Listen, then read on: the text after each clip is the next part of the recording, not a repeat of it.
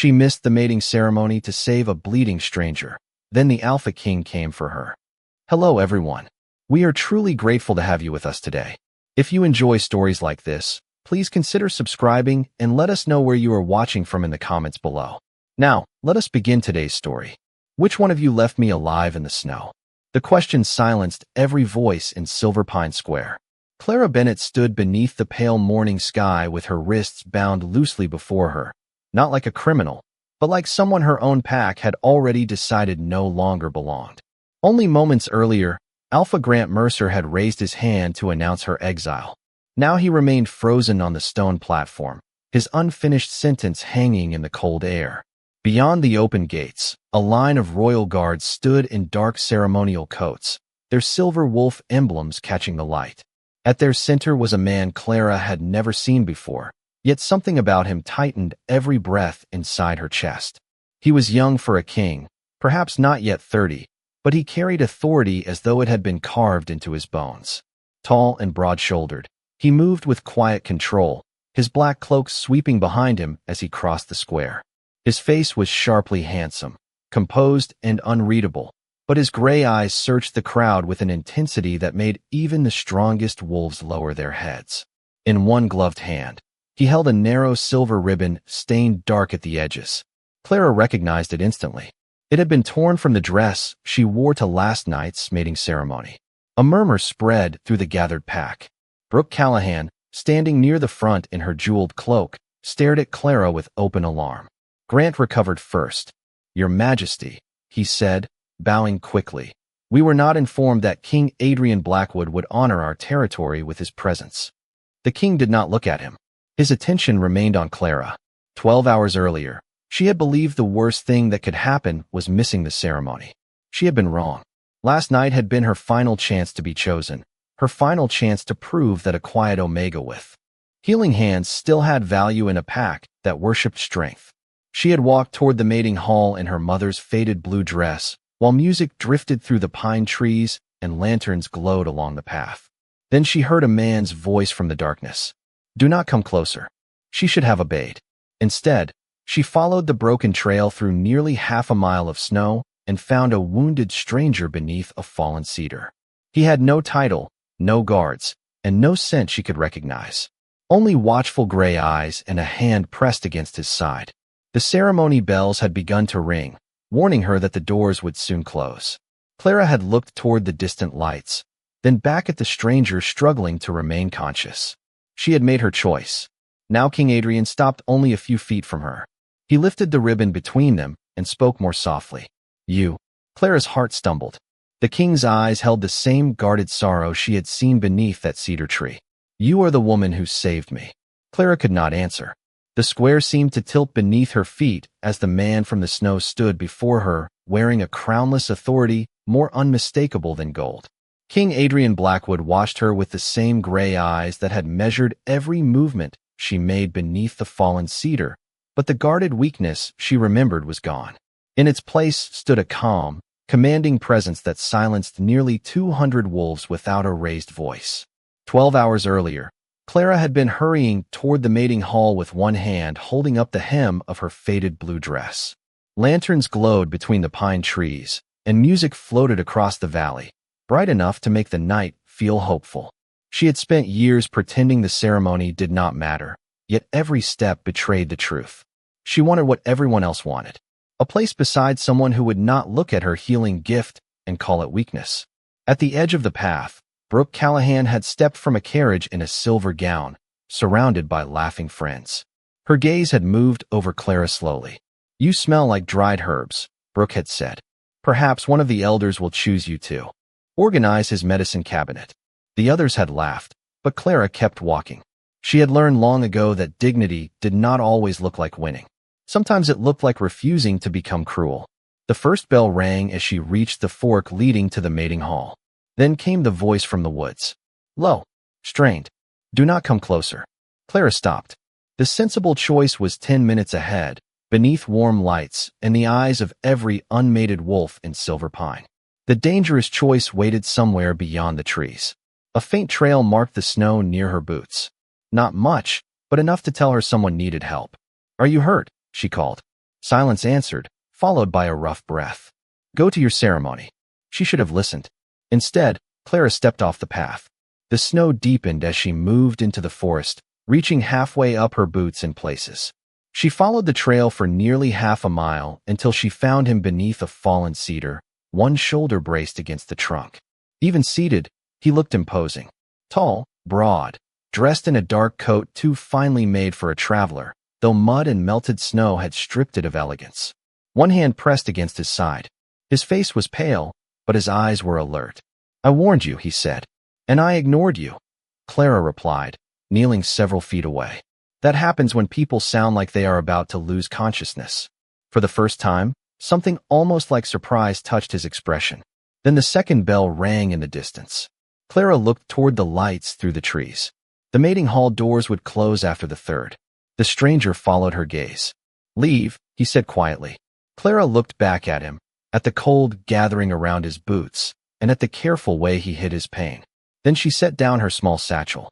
Not without you. The stranger studied Clara as though kindness were a language he had forgotten how to understand. You do not know who I am, he said. I know you are injured, she replied. That is enough for now. She opened her satchel and removed a clean cloth, a small bottle of water, and the dried herbs she carried whenever the pack healers sent her to gather supplies. His dark coat hid most of the damage, but the fabric at his side was damp, and his breathing had become too measured, each breath controlled, as if he feared one careless movement would betray how much pain he felt. Can you stand? Clara asked. Yes. He tried, but his strength failed before he rose more than a few inches. Clara caught his arm and steadied him. A strange current passed through her palm, warm and sudden, and the pale moon-shaped mark on her wrist tingled beneath her sleeve. The stranger felt it too. His gaze dropped to where their hands touched. What are you? He asked quietly. The question unsettled her. An Omega. That is your rank. It is not what you are. Clara withdrew her hand and focused on the wound. Tonight, it means I am the person trying to keep you awake. She carefully examined the torn fabric and found a narrow piece of silver lodged near his side. It did not appear deep, but the skin around it carried a faint blue shadow that made her stomach tighten. This was treated with moonwort, she said. You recognize it? The silver pine healers use a diluted form to calm fever. This is stronger. His expression hardened. Then there is less time than I thought. The second bell faded across the valley. Only one remained. Clara could almost picture the mating hall doors, the polished floor, the lanterns above the gathered families.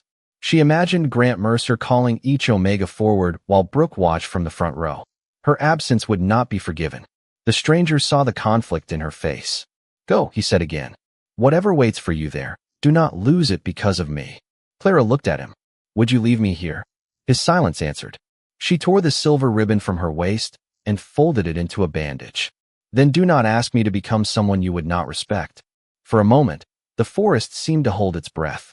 She cleaned the area, removed the small piece of silver with steady hands, and pressed the folded ribbon against his side. He did not complain, but his fingers closed around a root beneath the snow. What is your name? She asked. He hesitated. Ash. It sounded chosen rather than given. But Clara did not challenge him. She helped him rise, slipping his arm over her shoulders. He was far heavier than she expected, and every step through the deep snow demanded all her strength.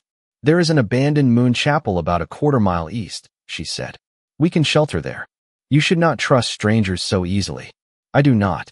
Clara tightened her hold as he stumbled. I simply refuse to let fear make every choice for me. The third bell began to ring. Its distant sound moved through the trees, solemn and final. Clara stopped for only a heartbeat. The future she had prepared for was closing its doors. Beside her, Ash struggled to remain standing. She turned away from the lights of the mating hall and guided him deeper into the forest. Behind them, somewhere beyond the ridge, a branch snapped beneath an approaching boot. Clara heard the branch break again, closer this time. Ash straightened beside her despite the strain in his face. We are being followed, he said. How many? She whispered. He listened for a moment, his gaze fixed on the dark trees behind them. At least 3. The abandoned moon chapel stood less than a quarter-mile away, hidden beyond a ridge of black pines. Clara tightened her arm around his waist and urged him forward. Snow caught at the hem of her dress. and the cold pressed through her thin boots, but she did not slow. Behind them, the footsteps moved with deliberate patience. Whoever followed did not fear losing the trail. The chapel appeared through the trees like the remains of an old promise. Its stone walls leaned beneath years of wind, and one wooden door hung crooked on rusted hinges. Clara guided Ash inside and lowered him onto a bench near the faded altar. Moonlight entered through a broken window, touching the carved symbols along the floor. There used to be a storage room beneath the sanctuary, she said. My mother brought me here when I was a child. Ash looked toward the door. Then find it. Clara moved behind the altar and brushed snow and dust from the stones until her fingers found an iron ring. Together, they lifted a narrow panel that revealed shallow steps leading underground. Ash descended, carefully, one hand against the wall. Before following, Clara returned to the entrance and scattered loose snow across their footprints. She had barely closed the hidden panel when voices reached the chapel. Search inside. The order came from a man who sounded calm enough to be certain of his authority. Clara remained behind the altar, forcing her breathing to stay quiet. 3 men entered wearing dark coats marked with silver wolf emblems. At first glance, they looked like royal guards, but something felt wrong. The stitching was uneven, and the metal badges lacked the small crown engraved above the wolf's head. Clara had seen the true royal symbol on official letters delivered to Silver Pine. These men wore an imitation. One stepped toward her. You there? Did anyone pass through this forest? Clara lowered her eyes, allowing them to see what they expected to see, a frightened Omega in a ruined dress. No, sir. Then why are you here? I missed the ceremony.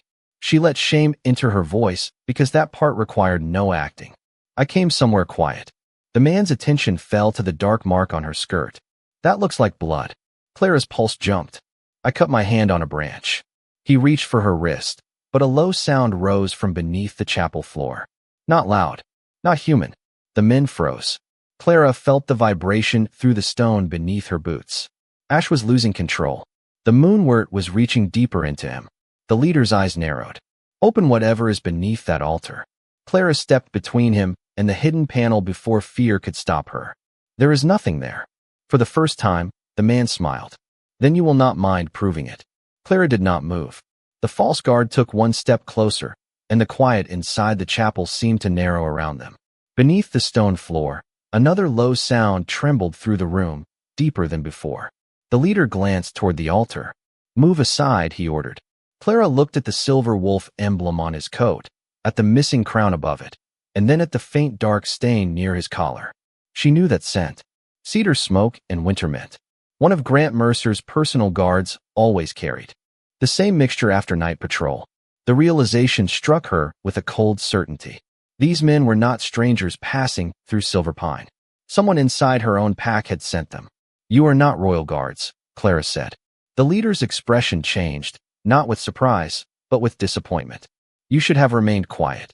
He reached toward the hidden panel, but Clara stepped in front of him again. Her knees trembled beneath her dress, yet her voice stayed steady. There is nothing here for you. Then step away. The moon-shaped mark beneath her sleeve began to warm. Below them, Ash's breathing grew rougher, and the old stones seemed to answer with a faint vibration. Clara understood then that the poison was not only weakening him. It was pushing something powerful inside him beyond control. The 3 men heard it too. Their confidence faltered. One looked toward the broken window, as if measuring the distance to the forest. Clara turned sharply and kicked a loose wooden support beside the altar. A cloud of dust fell from the ceiling, followed by the heavy groan of shifting timber. The men stumbled back, distracted long enough for her to pull the hidden panel open. Now, she whispered. Ash emerged from the darkness with one hand against the wall. His face was pale, but his eyes had changed. Silver light moved through them like moonlight across ice.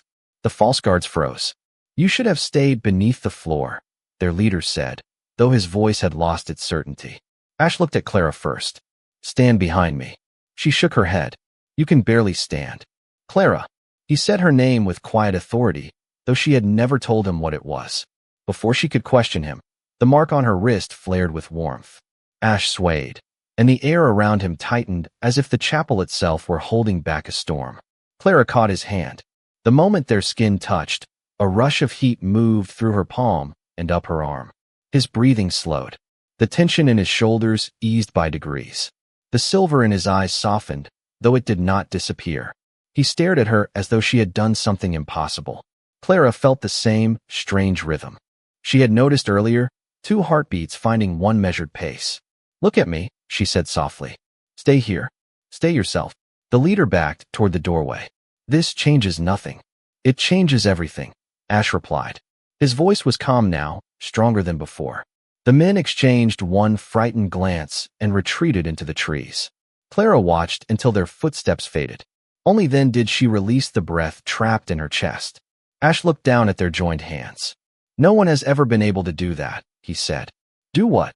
Call me back." Clara searched his face, but he gave no explanation. Outside, the wind shifted, carrying the distant sound of bells from Silver Pine. The ceremony was over. Her future there had closed. Ash gently released her hand, then removed a black ring from his finger and placed it in her palm. A silver wolf was carved into its surface beneath a small crown. "Keep this," he said. "Why?" "Because before this night is over, someone may try to make you doubt what you saw." Clara looked from the ring to his unreadable eyes. "Who are you?" Ash turned toward the chapel door as the first pale light of dawn touched the snow. "Someone who owes you more than his life." Clara followed Ash into the pale morning, but he stopped at the edge of the chapel steps. Beyond the trees, the snow had begun to glow beneath the rising sun. "You cannot return with me," she said. "If Grant sees you injured, he may accuse you before you can explain." Ash glanced toward the western ridge, where the false guards had disappeared. They were never searching for an explanation. His voice had regained its strength, but his face remained drawn. "They were making certain I did not reach Silver Pine alive." Clara closed her fingers around the black ring. "Then come with me. There are people in the pack who will listen." Something unreadable passed through his eyes. "You still believe that?"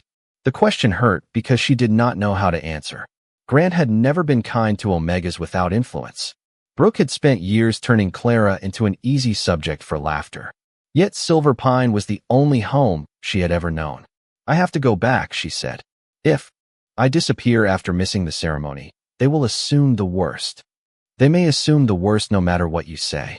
Ash removed the torn silver ribbon from beneath his coat. The fabric had been cleaned as well as the cold water allowed, though dark stains remained along one edge. "Take this." Clara shook her head. "You need it more than I do. I need you to remember that your choice mattered." He placed the ribbon beside the ring in her palm. His fingers lingered for only a moment, warm against the winter air. "Whatever happens when you return, do not surrender either of these." A distant whistle sounded from beyond the ridge. Ash turned toward it immediately. "My people are close." "Your people?" Clara asked, but he was already moving away. "Ash, wait." He looked back once. "I will come for you." Then he disappeared between the pines, leaving Clara alone with more questions than answers. The walk to Silver Pine took nearly an hour.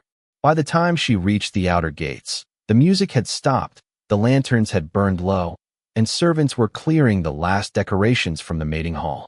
Every face turned toward her ruined dress and the dried blood near its hem. 2 guards approached before she could speak. "Alpha Grant wants you in the square," one said. Now, the entire pack had gathered by the time Clara was led beneath the stone platform. Brooke stood near Grant in a white cloak, her expression carefully solemn. Grant did not ask whether Clara was injured. He did not ask why she had missed the ceremony. He simply announced that she had abandoned her duty and met a rogue beyond the boundary. Clara felt the accusation settle over the crowd before she had spoken a word. "That is not what happened," she said. "I found someone who needed help." "A stranger with no name?" Grant asked. "A stranger carrying royal property?" His eyes dropped to the ring in her hand, and for one brief second, fear replaced his anger. Clara saw it. So did Brooke. Grant descended from the platform. "Give me the ring." Clara closed her fist. "No," his voice hardened. "You do not understand what you are holding. Then explain why you recognized it." Silence moved through the square. Grant looked toward his guards. "Take it from her. Burn the ribbon as well. She leaves Silver Pine before sunset." The guard stepped forward. Clara's heart pounded, but she did not move. Then a royal horn sounded beyond the gates, deep and unmistakable. Every wolf in the square turned as the gates opened, and a line of dark-coated riders entered beneath the silver crown of the Alpha King. The riders entered Silver Pine Square in perfect silence, their dark coats marked with the true royal emblem, a silver wolf beneath a small crown. At their head rode Commander Lucas Reed, whose stern gaze swept across the gathered pack before settling on the guards surrounding Clara. Then the final rider passed through the gates. Clara forgot how to breathe. Ash sat tall in the saddle, no longer weakened by poison or hidden beneath a torn traveling coat. A black cloak rested across his broad shoulders, fastened with silver at the collar. His face held the same sharp lines she remembered from the forest, but now every movement carried the quiet authority of a man accustomed to being obeyed. The entire square lowered to one knee. Clara remained standing only because surprise had rooted her in place. Grant Mercer bowed deeply. "Your Majesty, we were not informed that King Adrian Blackwood would visit our territory." Adrian dismounted without answering. His gray eyes found Clara immediately. She recognized the guarded sorrow beneath their royal calm, and suddenly every strange detail made sense. The missing scent, the carefully chosen name, the black ring resting inside her closed hand. Ash had never been his true name. "King Adrian," she whispered. Grant turned sharply toward her. "Show respect, Omega." Adrian's gaze shifted to him, and the Alpha of Silver Pine fell silent. "She showed me greater respect when she believed I had no title," the king said. His voice was controlled, but it carried across the square. Commander Reed approached Clara and gently removed the loose bindings from her wrists. Brooke stepped forward, her pale face tense. "Your Majesty," Clara returned carrying your ring. "We feared she had stolen it from someone in the forest." "You feared that?" Adrian asked. Brooke lowered her eyes. "We wished to protect the crown." Adrian removed the stained silver ribbon from inside his cloak and held it where everyone could see. "This was torn from her dress to stop my wound from worsening. She gave up her place at the ceremony, guided me through half a mile of snow, and sheltered me while men wearing false royal symbols searched the forest." A murmur passed through the pack. Grant recovered quickly. Then she acted without informing her Alpha. Her behavior was reckless, even if the result was fortunate. Clara saw Adrian's expression change, not with anger, but with something colder. "Fortunate," he repeated. She recognized moonwort poison when trained guards did not.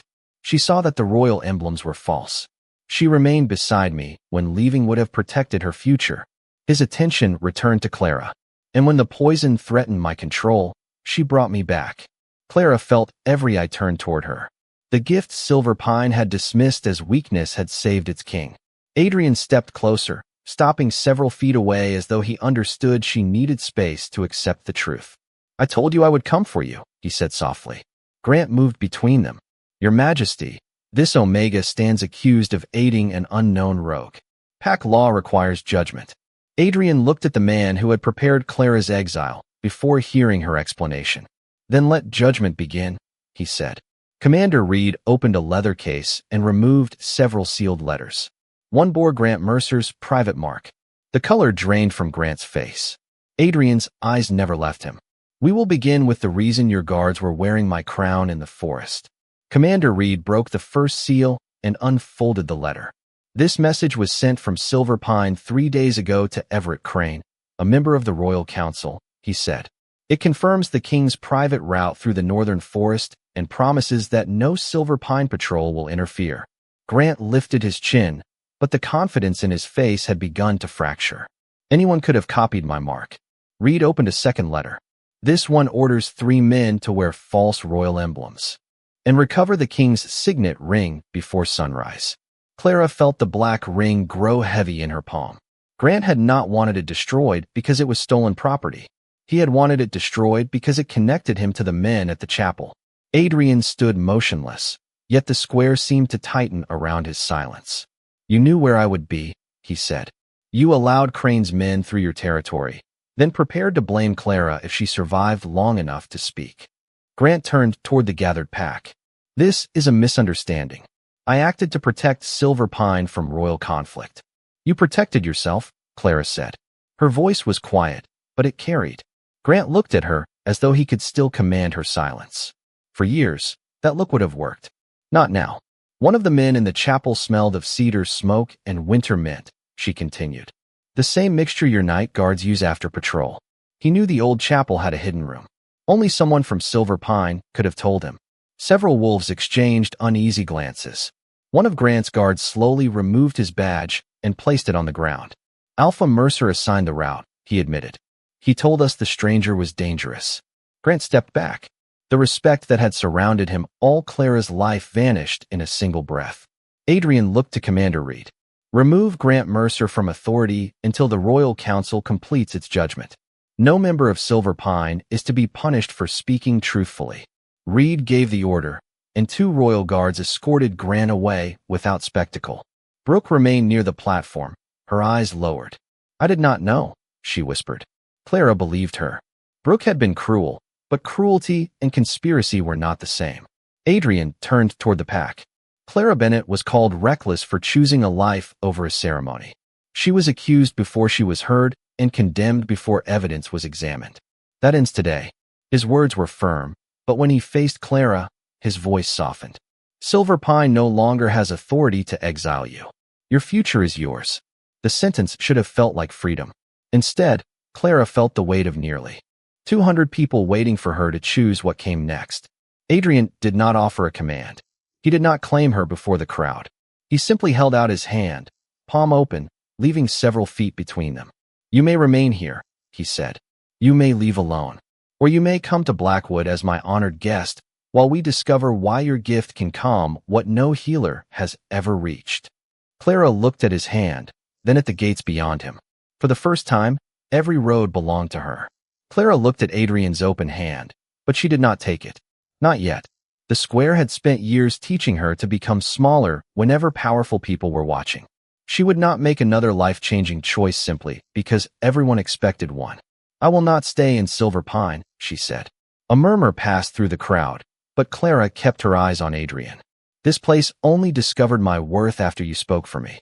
Tomorrow, when the royal guards are gone, they may remember me as the Omega who brought trouble to their gates. Brooke lowered her head. Several others looked away. Adrian did not argue. Then you should leave, he said. But I will not travel to Blackwood as a debt you feel obligated to repay. His expression softened. Agreed. Clara opened her hand and looked at the black signet ring resting beside the faded silver ribbon. I saved a wounded stranger because he needed help. I did not save a king. I did not ask for a palace, a title, or protection. I know. Do you? She asked.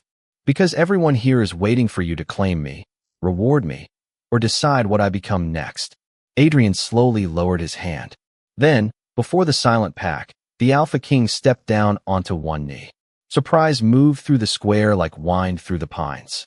Commander Reed stared straight ahead, but the smallest hint of approval touched his face. Adrian looked up at Clara without command or expectation. Then let me speak without deciding anything for you, he said. When I had no crown, no guards, and no strength to offer, you saw a person worth saving. You remained when leaving would have protected everything you hoped for. You reminded me that power means nothing if it cannot be gentle. The moon-shaped mark beneath Clara's sleeve warmed. A quiet pulse answered from somewhere deep inside her. Not a chain, not an order, but a recognition that felt older than fear. Adrian felt it too. His breath caught, though he did not move closer. There is a bond between us, he said. But a bond is not permission. I will not use destiny to take away your choice. Clara's eyes burned with tears she refused to hide. All her life, people had spoken of mate bonds as commands written by the moon. Adrian offered something different. He offered time. What are you asking? She whispered. Come to Blackwood as Clara Bennett, he said. Not as my possession, not as a reward. Come because I want to know the woman who challenged me in the snow and ordered me to stay awake. Give me the chance to earn the trust you gave a stranger. Clara looked beyond him at the road leading north. For the first time, it did not appear like exile. It looked like a beginning. She placed the signet ring back into Adrian's palm, then folded his fingers around it. I will go, she said. Hope brightened his gray eyes. Clara held up the ribbon between them. Not because you are my king. Adrian rose slowly. Then why? She placed her hand in his. Warmth traveled through their joined fingers, and the mark on her wrist shone softly beneath the morning sky. Because you came back as the man I saved. From the mating hall, the bells began to ring again, though no one had ordered them. This time Clara did not stand beneath their sound waiting to be chosen. She walked through the open gates beside Adrian, carrying nothing but her small satchel and the future she had chosen for herself.